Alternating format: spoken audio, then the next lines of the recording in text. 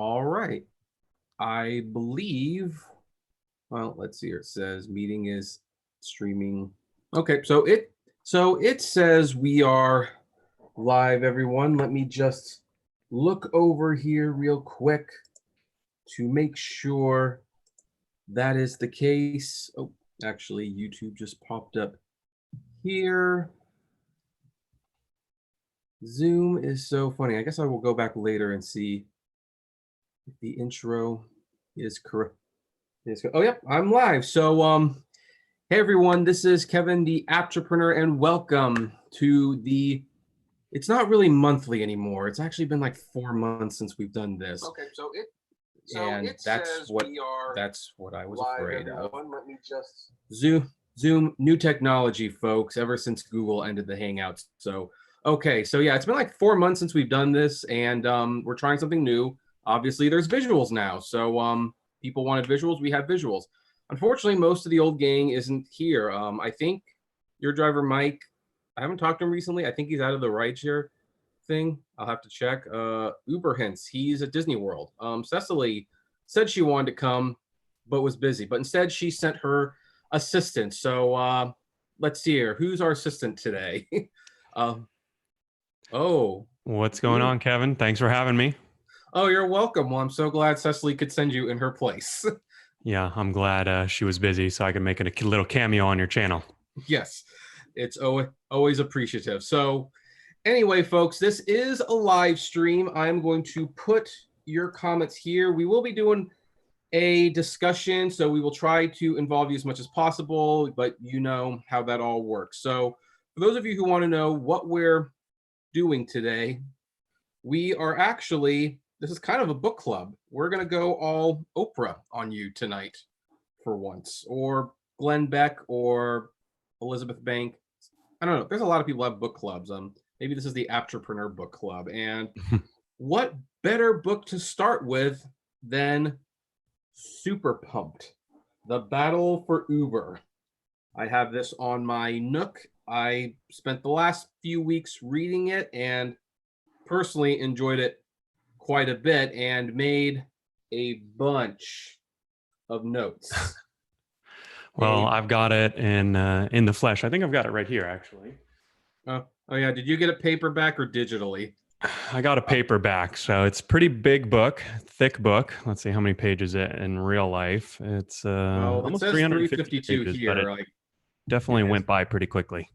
Yeah, it did go by pretty quickly, and we're just going to discuss the book, what we think about it. And since this is my channel, I guess I'll start. And the first thing I guess I will mention about this book is some people probably want to know if this is a pro driver book or a anti-driver book. Like, what is it? And I'm going to say, I believe, in my opinion, this isn't that political of a book, ironically. I think it's nothing more or less than the founding of Uber and the history of Travis Kalanick and his rise and fall of the company. Now, since it is Uber and since it's Kalanick, there are obviously politics in it, but this is basically just a real life accounting story, in my opinion. And that's how I read the book. What say you, Harry?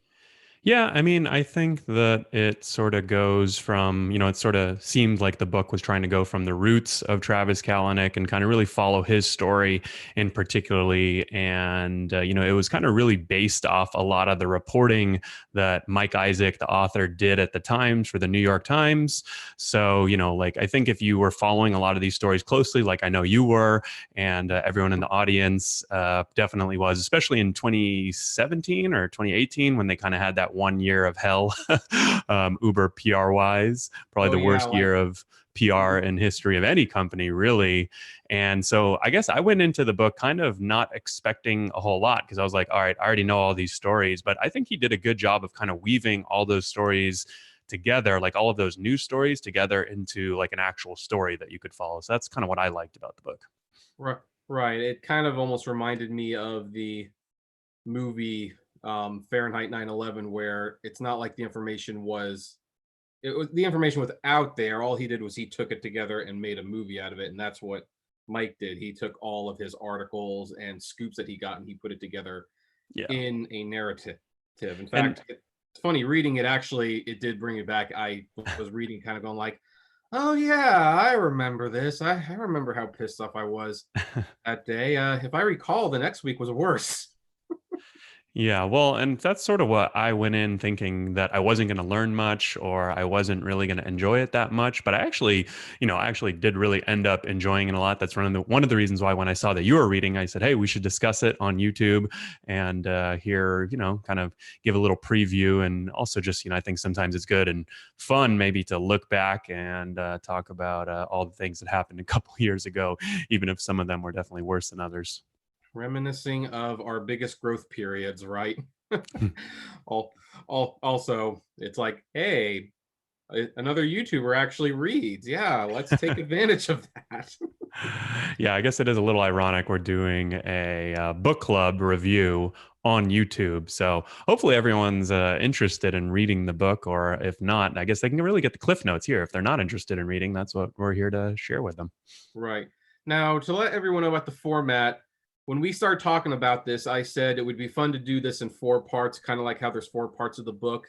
And then Harry reminded me that not everyone is a madman like I am. And so we're going to try to get as much of it done tonight as possible. And upon looking at my notes, I realized my first note didn't even come until chapter 12. So I think that says a lot about what I have to say about the first part, because the first part is pretty straightforward. It is Mhm. just about Travis Kalanick's experience, the other companies he formed, how they failed, and it's also a good little insight to remind us, because we I think most of us here do not like this man for many reasons, but we kind of keep forgetting, like, no, being founding Uber is not a small task. He's living in his parents' basement. He's working 18, 19-hour days. He does not have much of a social life. And so when you read the first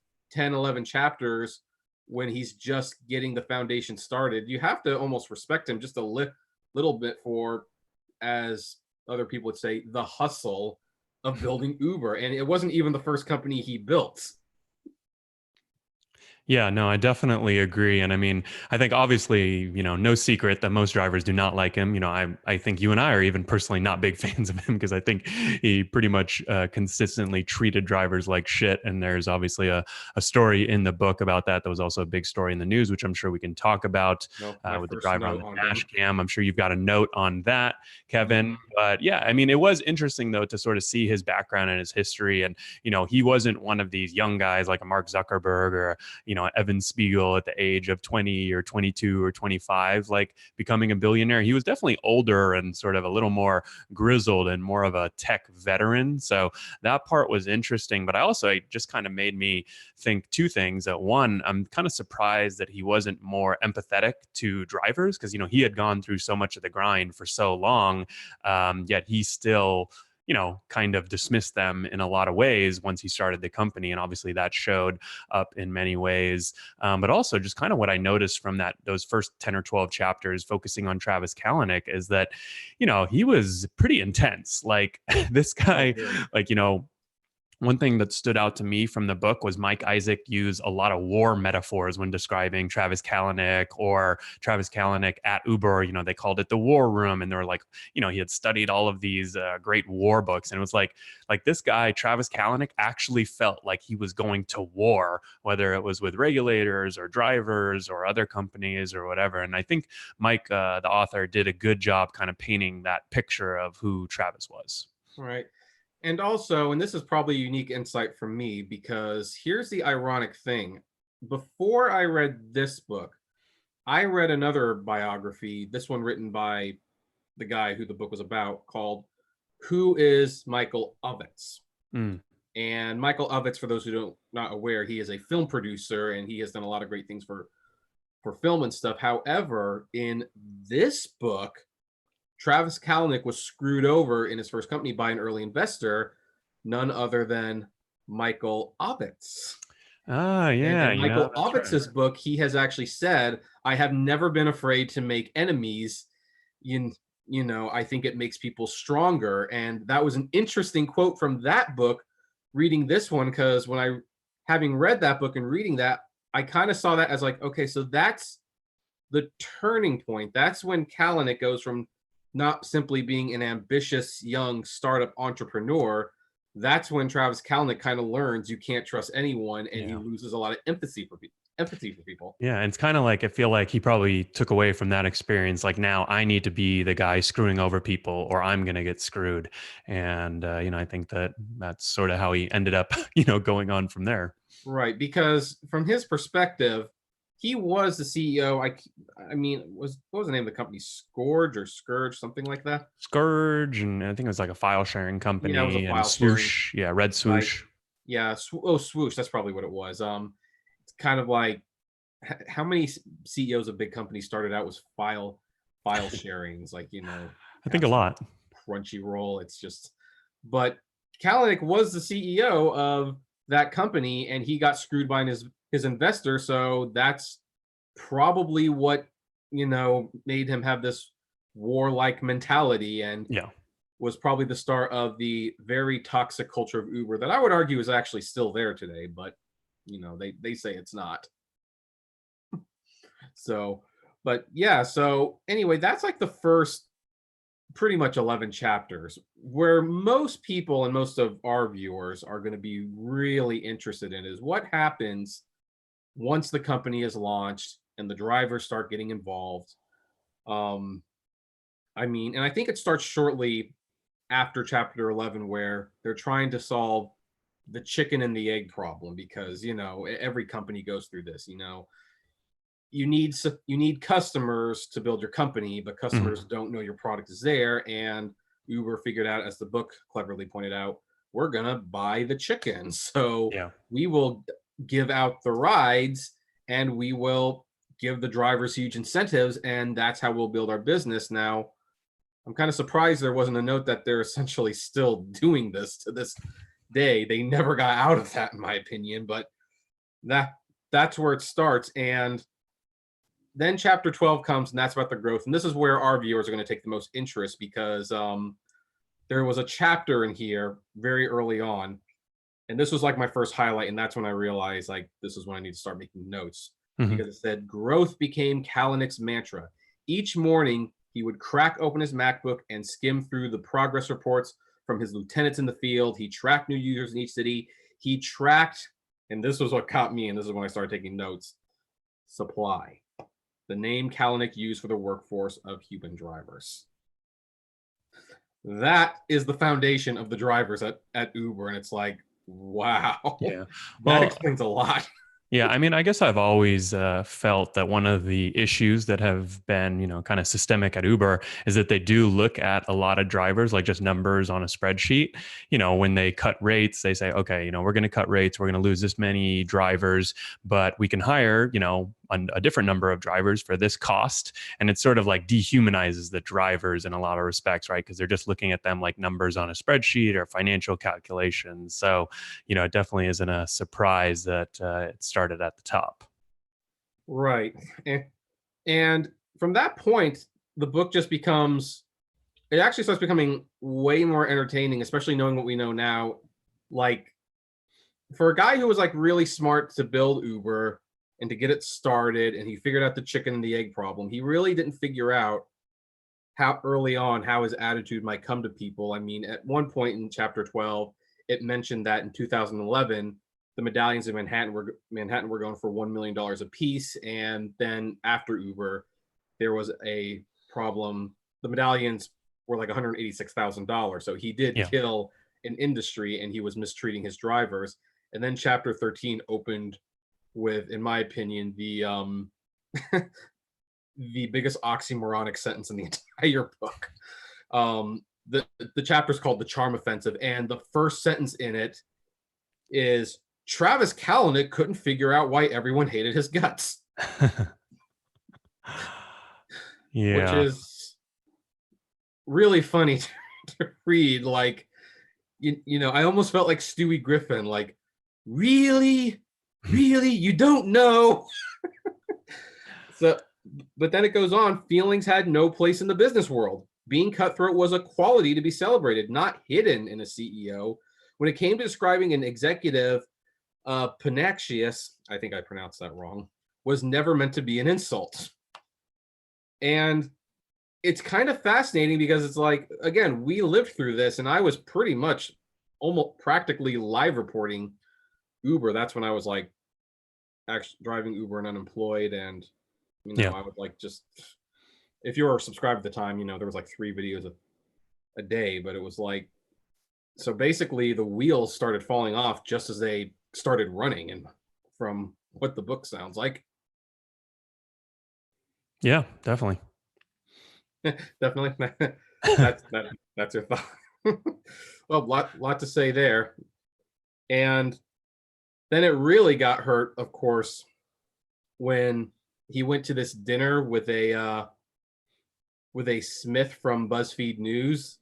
This Yeah. kind of showed like the arrogance of just everyone at Uber, where he sent Travis Kalanick sent one of his men to have dinner with this reporter, and they were like pretty much bragging about their success and stuff. And I guess maybe had Kalanick's first company gone a little better, maybe he would have realized this, but journalists are not your friends. Yeah. Well, that was the story when I guess what happened was they thought, or no one told this guy, Ben Smith at BuzzFeed, right, that the dinner was off the record. And so he was kind of like taking notes. And then he wrote up a big story about it the next day about how they had talked about, threatening a different journalist at Sarah at Pando. And so they're kind of just like basically talking a bunch of shit about journalists. And, I don't know, they said that they were joking, but probably weren't. And what they said, I actually highlighted that because the journalist kind of like asked what why this was being said, and the guy's name was Michael Wolf. He also forgot, Michael Wolf, it was also noted, forgot to tell them this was off the record. Yeah. But he bragged, "Oh, this won't be a problem. No one will know it's us." Mm-hmm. Which it's like, yeah. Clearly. I also highlighted in the next chapter that Travis Kalanick was actually being compared to Biff Tannen from Back to the Future. Nope. Nice little nuggets. Yeah, I mean, there were some good nuggets in there. I mean, I think a lot of this stuff I already knew, but there were definitely some stories that I had never heard before. I think there was one about Sergey Brin from Google. I don't remember what chapter it was, but there was one from Sergey Brin, and he was basically hitting on Travis Kalanick's girlfriend at the time. And that was kind of like a little salacious story in the book. I was sort of not surprised that it was in there, but I was like, whoa, that kind of came out of nowhere. And basically, the founder of Google or whatever he is was like hitting on Travis Kalanick's girlfriend at this party. It was pretty funny to read about because obviously Travis was extremely pissed. Oh yeah, well, what doesn't piss Travis off? That's what I want to know after reading this book. Yeah, and it was also that was an interesting one because it kind of almost highlights, I mean, it doesn't go too much into detail with Google and all these other companies because that's not what the author's focusing on, but it kind of goes to show like some of the problems at Uber are probably problems at other companies. They weren't so bold in bragging about it. Yeah. They tried to keep it hidden where Uber flaunted it. Yeah, well, Uber also had some pretty big issues. I know at one point in the book with Apple, which was another interesting story. Did you know about all of that and how their app was basically almost kicked off the Apple Store before reading the book? I didn't know that. That was interesting. Oh yeah, you should watch my channel more. I did a video. I think you do too many videos for me to keep up. Yeah, I know. You'd think I'd slow down now that I'm married, but no. Yeah, no, I remember that was like a huge scandal, and I mean, and the book even highlighted that, hey, this was he pissed off Tim Cook. Yeah. And this was like no laughing matter. Like you get lost on the Apple Store. I mean, Android's big. They are. I'm personally an Android person myself. Yeah. Would have liked the Windows Phone to catch on, but they got to the market too late. But Apple's the big one. You don't want to get kicked off their platform, and they came this close to being kicked off the platform. I remember making that video and honestly thinking, I wish they had. That would have taught them a huge lesson. And that's what I thought at the time. And then I was really enforced because the book highlighted that after that meeting, Kalanick and his whoever he was with at the time, maybe it was the lawyer, they got in the car, and rather than feeling humbled by the situation, Kalanick felt emboldened. He's like, I beat Tim Cook. I Yeah. can beat anyone. And it's like, no, no, you didn't beat Tim Cook. He beat you. You got a warning, but he didn't see it that way. I thought that was fascinating. Yeah. So I don't know. Like having read that story now, hindsight being 2020, do you think we would be better off if Apple had actually done something about that? Or I mean, it's sort of tough because I think one of the commenters in the live chat made a good point earlier. Is that he said, K Night Raven. He said, personally, I don't like Travis Kalanick. However, the man was a marketing genius, which is why Uber grew so big so fast. The Uber name was in TV shows, music, movies, etc. And I mean, I think that's kind of ultimately you sort of have to balance the fact that with what Travis was an asshole, but he also like if didn't he didn't create Uber, you wouldn't have this YouTube channel right now, right? Or we wouldn't have all these people watching. I wouldn't have my channel. All of these drivers wouldn't have jobs. So I think you kind of have to like take the good and the bad. I think without him, the company may not have been as big, which is okay, but it sort of probably took someone with that type of personality. He was probably just a little bit too extreme, if you ask me. all right, well, I mean, it is true that Uber did help my channel, although just saying up front, I do have another channel with thousands of subscribers. I probably would be fine in the long run. I just be doing something else. But I mean, yeah, you take the good with the bad, and the good is that when I did start doing Uber, and this was most of our experience, I was in a bad place financially, and Uber was just kind of like this mystical thing. Like you saw the email, and it said, "Come make money driving for your car," and kind of a revolutionary concept. Like, you mean I can pick people up in my own car and make money like that? I mean, I do admit, but that you take the good with the bad. I mean, but it's kind of like a Steve Jobs thing where it was like, I mean, Steve Jobs was always a jerk, and that's not disputed. But at one point, Apple did oust him, and it did humble him enough so that when he came back to the company, Yeah. you know, we got great products, and he wasn't so much of a jerk.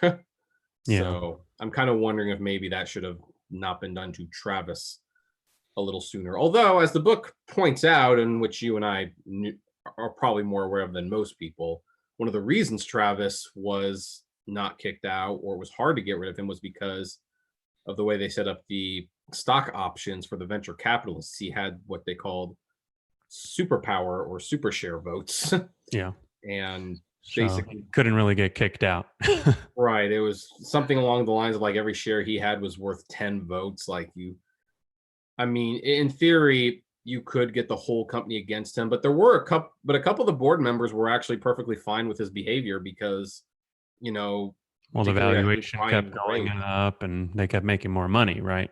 Yeah, like I think particularly Ryan Graves, I think that's his name. I'm so bad with names. Like he basically was becoming a millionaire and not doing much. So of course, why wouldn't he Yeah, I mean, appreciate I that? think also that there's sort of, if you've ever worked on a really small team and gone through something, that's really intense or, kind of really in depth, right? Like you kind of bond with people and you make a certain connection versus, if you go work at like a company and there's like 1,000 people or 5,000 people, you don't really care that much about your coworkers. So it's definitely a little bit different vibe at the startup and at a startup, with so few people when you're working 80 hours a week or 60 hours a week. And so I think they all kind of bonded over that too, and just made it tough to go against him in the long run. I guess I'm curious, what do you think about Travis versus Dara? Who do you think is the better CEO? Um, I that's been a tough one for me because I think they're both pretty bad, to be honest. I think Dara's a little bit less transparent about. I guess technically Dara is a better CEO. He's more calculated. He's better at what he does in general, but the situation isn't really any better for drivers. It's not even getting much better for the passengers.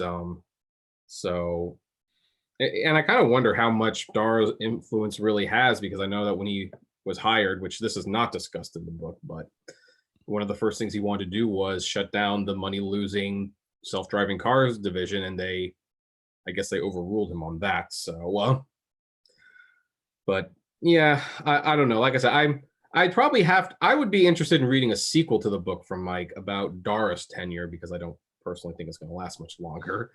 And once we have that book, then it'd be interesting to compare and contrast. Yeah, I don't know if that book would be as exciting of a read, though. No, probably not. Because this Axios interview aside, Dara messes up in the most mundane, basic ways. Yeah. Now, back to the book. One story that did stand out to me, because I was actually there, so it almost kind of felt like I was in the book, if you will, was that guy that Uber had wooed away from Target. I believe his name was Jeff. I know. Jeff something. Yeah. Yeah, I'm having a hard time. I know I made a note about it. Now I'm having a hard time finding it. But Jeff, he was hired essentially to fix Jeff the Jones. problem. Jeff Jones. There we go. He was hired to fix the problem with the drivers, if you will. And I remember one fateful day he decided to do like a Facebook chat, like Facebook Live, yeah, Facebook Live. Like they were going to go to the group and he was going to answer the questions live. And I actually remember being there and asking a question along with I think 300 other people at once. Mm-hmm. He answered 2 questions before leaving. Yeah, and we all were kind of like, "Yeah, you're a coward. You're just like all of them." And I will say, this book kind of exonerated him at the very least, because he was so blown away by that pushback. Like, he couldn't believe it. And he realized at that point Uber had a serious driver problem. And he tried to bring it to Kalanick. He really did. Yeah. There were a couple instances where he even brings it up during dinner where it's like, and he says, we need to fix the driver problem. And Kalanick basically doesn't see the drivers as human. Yeah. So he refuses every single request, including Jeff was the first person to say, hey, maybe we should add a tipping option. Maybe that would go a long way. And Kalanick was like, no, that'll complicate the app or something like that. And Jeff ultimately was like, well, shoot, I'm not going down for you. Like, I'm not able to do the job you hired me for. And he left. Now, some might say, well, he could have stuck around and tried to do more. And reading this book, it's like, I honestly don't think there was much he could have done. I think out of everyone who's in this book that works for Uber, aside from Susan Fowler, of course, he's probably the one executive who actually tried to enact some positive change for the drivers. Yeah. Because I will say, this is also like the only time in the book the drivers are given any real attention. Yeah. They're kind of brought up throughout the book here and there, like Bill Gurley. One of his reasons for wanting to oust Kalanick is because the driver satisfaction isn't high, and of course, well, the video. But this and the video are the only 2 parts of the book where the drivers are given any real attention to how bad it was for them. And that actually seems kind of appropriate because, again, this is a book about Travis Kalanick. It's about the Uber forming companies, and Kalanick was not driving, so it's not a perspective that probably needs to be shared in this particular book. Yeah, I mean, the book is kind of really more about the story of Uber. So I think that it made sense that he didn't include, it's not a book about Uber drivers, basically, but it is, a book about the story of Uber. So obviously there's a couple instances where drivers kind of play a key role. But I mean, a lot of the stories that I think he broke in the New York Times and the big ones that he covered were definitely more around things going on in the company and issues at the company. I mean, I guess I will say, though, one thing to me is, for a lot of drivers, they sort of knew that, hey, Uber doesn't treat us that well. They don't really care about us. They're sort of looking out. Obviously, it's still a job for a lot of people, and a lot of drivers were doing it at the time. But everybody kind of basically knew that Uber only cared about themselves and not the drivers. And I guess what was interesting for me to see was that it kind of ended up that they also treated a lot of the employees at the company the same way that they treated drivers. A little bit of differences, but that's kind of really what a lot of the Travis story revolves around, kind of like these explosive issues internally, like all of this sexual harassment and kind of just like all of these kind of crazy systemic issues at the company, which probably, I don't know that that's a big surprise to drivers. Like if they treat drivers like shit, it's probably not a huge surprise that they treat a lot of, or some of their employees like crap too. Right. And of course, on that note, the book touches just a little bit upon Susan Fowler Hmm. and her time there in her blog, which, by the way, everyone, fun side note, Susan Fowler is publishing a book in February called Whistleblower. So the Apptrepreneur Book Club might have another book to Yeah, I'm discuss in the probably near going to read future. it. So maybe we'll have to do it again. We might have to do that again. So yeah, it does, and it highlights some of the problems with the, I mean, I didn't even realize it was that bad. In fact, probably a very interesting part of it was they mentioned, because there was like a competitive presence in there, obviously, but apparently no one could really outcombat Travis Kalanick except for Aaron Schildkraut, who Yeah. some people might remember him because he did like a 5-part interview with Uberman way back in the day. He actually seems like a nice guy, and seemed like a nice guy watching that video. I read the book, and it was like, considering Yeah. he was pushing on some of the Yeah. driver features, kind of Yeah. confirms it to me. I think you touched on Jeff Jones, how he was pushing for drivers. I don't know. Personally, I'm not sold. I'm not sold on Jeff Jones. I was never that big of a fan of his. And I think I actually wrote a blog post or two kind Oh, of calling I him read out. those. But Aaron Schildkraut, he's another kind of big figure in the book towards the end, and someone who kind of, I think there was one scene specifically that Mike describes where basically him and Travis are like screaming at each other, and I can't even remember what they were arguing over, but I could kind of like picture it in my head. I did actually have the opportunity to meet Aaron at one point, and I actually got pretty good vibes from him. I felt like he did care a lot about the drivers, and I think the book sort of proves that he was out there really fighting for them. He was really kind of the guy behind the whole 180 days of change, which I guess happened after Travis left, but it was sort of put in motion right before Travis left, or it was really started, like probably 6 or 12 months before Travis started left. Right, and in effect, it was kind of funny. He kind of became like the de facto leader of with dealing with the drivers after Travis, because they put him pretty much in charge. And so it's like, yeah, we got to do 180 days of change. That was all his idea. Yeah. And I've never met the guy. Randy shared stories about him, about the interview, which I can't share those stories because some behind the scenes stuff I don't think I'm at liberty to say. But from what he said, it sounds like Aaron was one of the good ones in there. Definitely, I agree with that. So I mean, we do want to, because I mean, we crap on Uber a lot. Well, I do. You're far less biased than I am, and that's probably why I need you on the show once in a while. But we do have to acknowledge that there are people in Uber, and there are people in Uber today that probably look at this situation, and they were there back then, and they know this is wrong. But what are they going to do? They're not the ones in power. Yeah, I mean, I think that's a good point to point out. And that's actually one of the reasons, like, why over the years, if an Uber employee has asked to meet with me or talk to me or anything like that, I always try to get their point of view, because I mean, there's 8,000 Uber employees, and I can guarantee, not all of them hate drivers. That's for sure.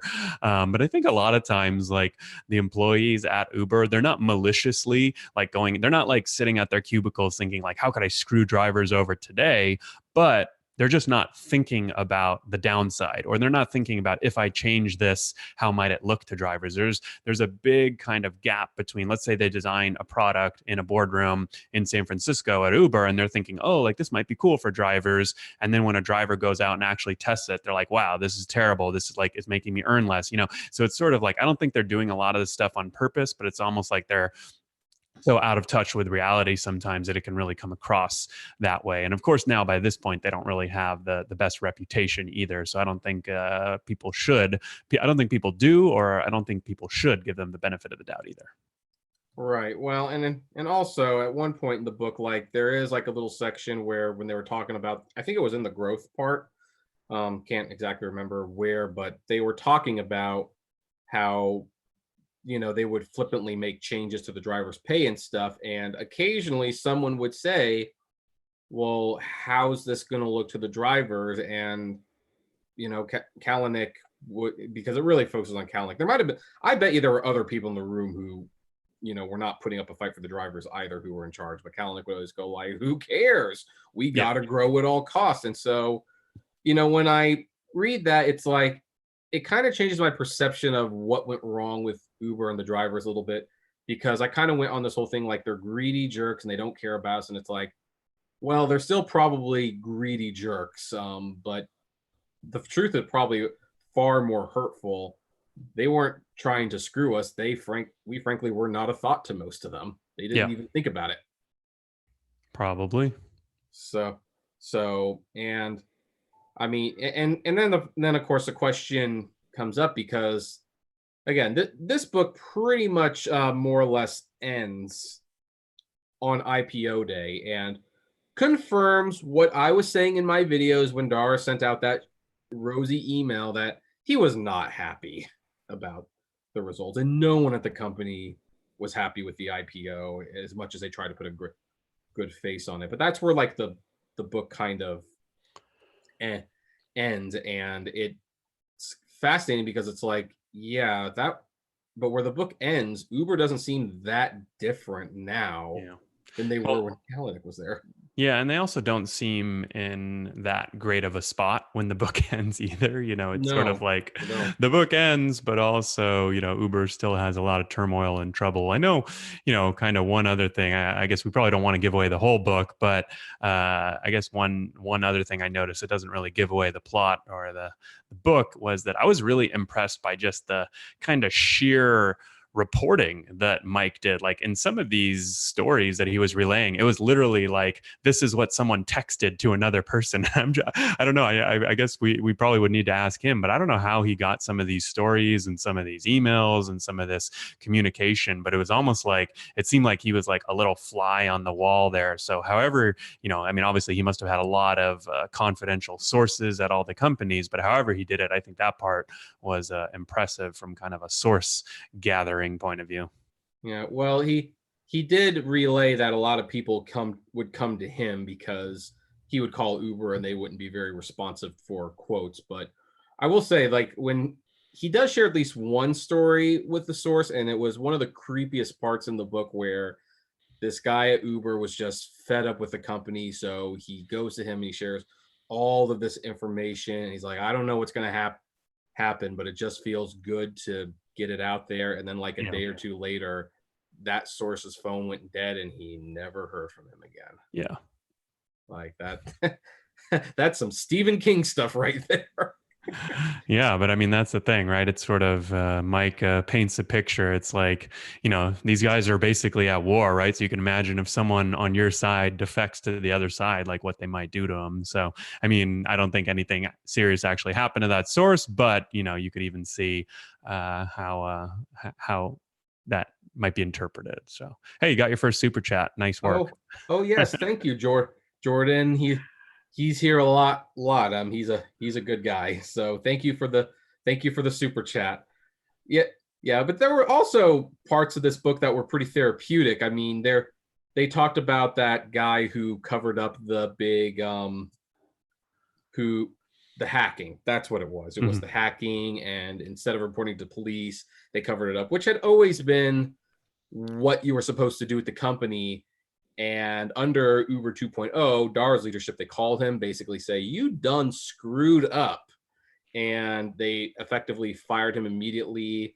And again, this part really creeped me out almost. It's like his laptop, his phone, all of his company electronics became bricks. Yeah. Instantly deactivated.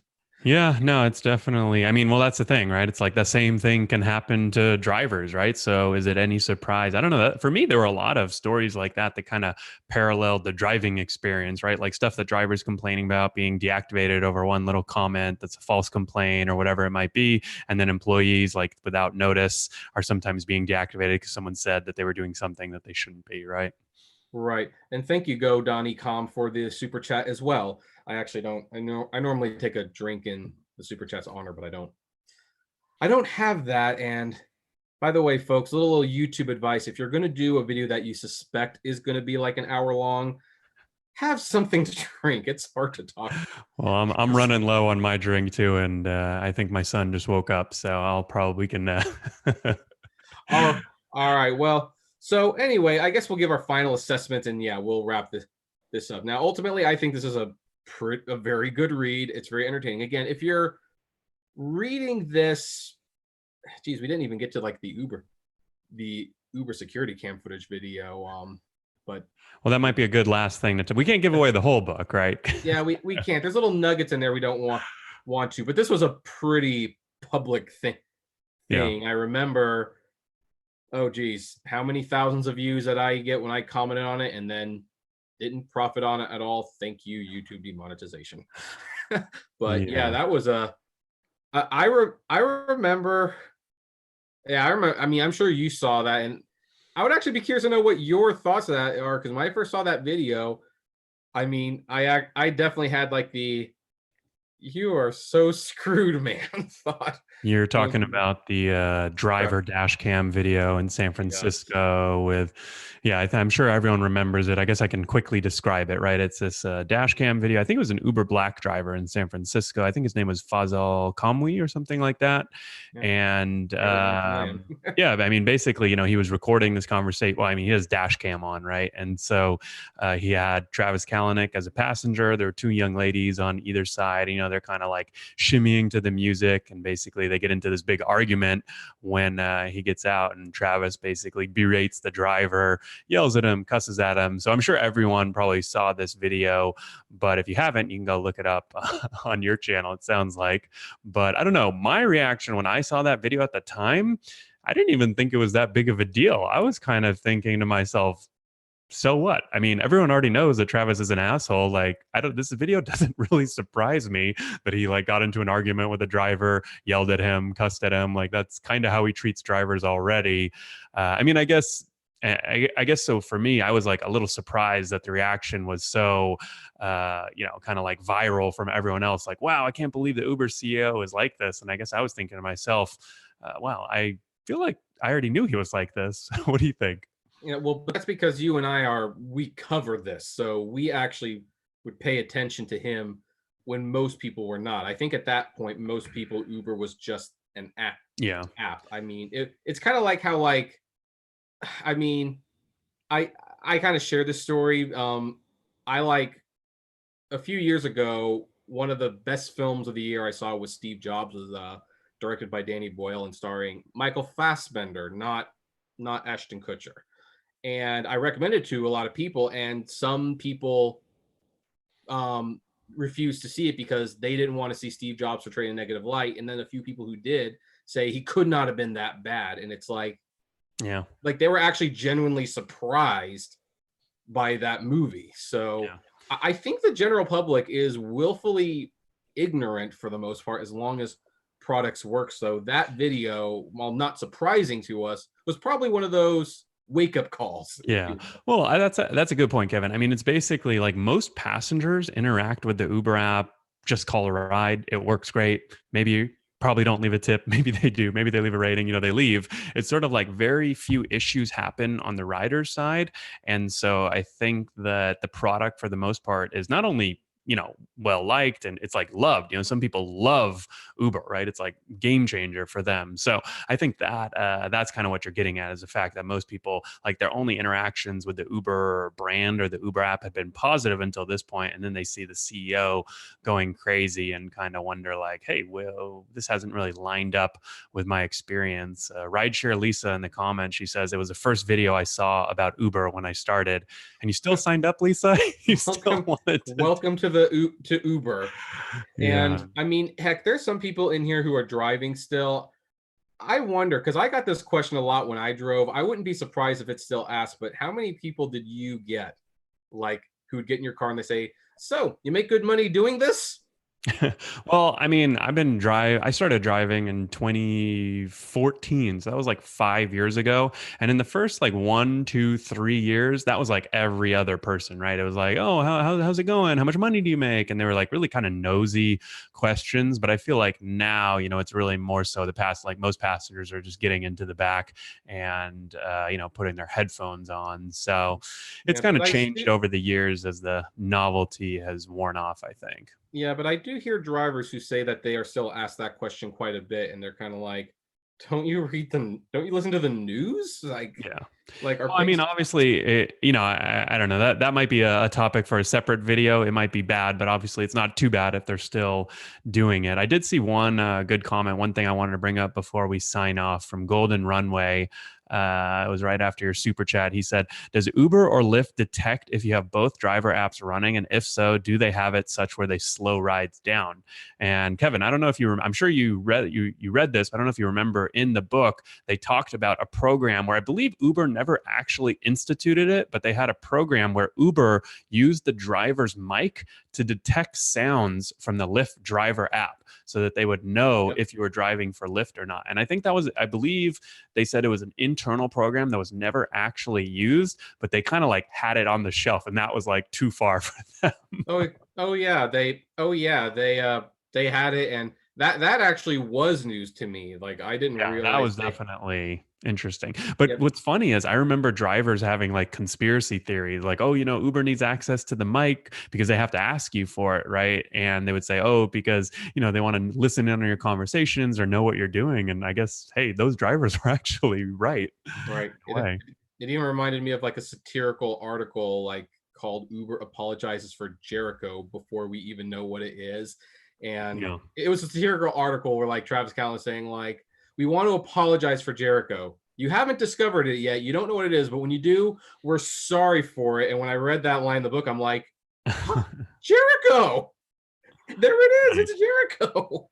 I mean, I say that sarcastically, of course, but not too far from the truth. So anyway, folks, well, this was fun. I like reading. I I re do too. I re I really like reading. Now I've got like an interesting proposition for anyone who's still driving in the future because I've got this Zoom thing now for at least a month.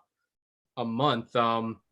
Maybe the Apptrepreneur Books Club next book should be a discussion of Harry Campbell's book and how it still holds up in today's driving environment.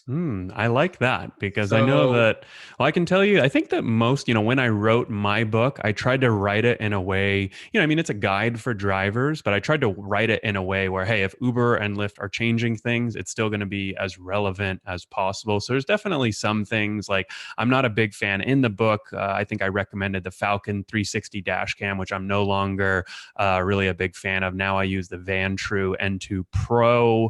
So there's sort of small stuff like that. And then there's some big stuff that Uber and Lyft changed, like Uber, switched to their flat rate penny surge and Lyft changed these personal power zones. So that part won't be accurate, but I guess some of the principles might still apply. Like now with flat rate surge in LA, you might want to try and get a lot of those short rides. And so in the book, for example, like I have like short ride strategies and, kind of like how to basically, go for long rides, but also how to go for short rides. So some of those principles I think will hopefully still hold up, but we'll find out, I guess.